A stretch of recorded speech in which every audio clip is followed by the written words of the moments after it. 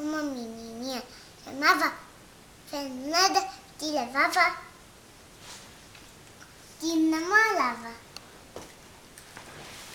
A minha avó veio dar presente também. Aí uma vez, chapéu de vermelho chamava Fernanda.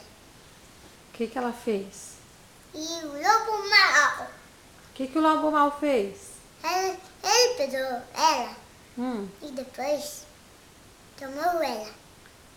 E ela estava indo na casa da vovozinha? A vovotinha chamava Votinha. A vovozinha chamada vovoquinha? Não, o sapatinho. E aí? O sapatinho, tio. Aí o lobo mal pegou ela? E fez o quê? O sapatinho. Fala pra vovó do chapeuzinho vermelho, depois eu pego. Ó, então eu vou pegar. Não vai? Conta pra vovó a historinha. Conta. Conta pra vovó do sapatinho, da Cinderela. O sapatinho da Cinderela usava isso, tão bonitinha. Tio. E aí? O que o sapatinho fez? O que aconteceu com o sapatinho? Ela caiu e torrendo.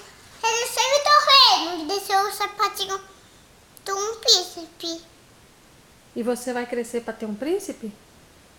E antes de ter um príncipe, Ei, o que tem que fazer pra ter um príncipe?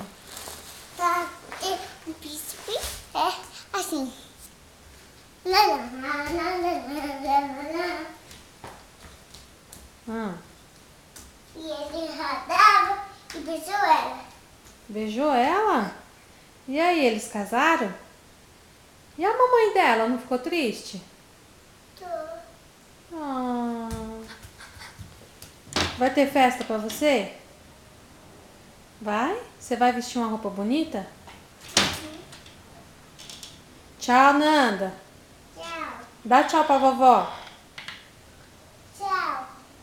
Te amo.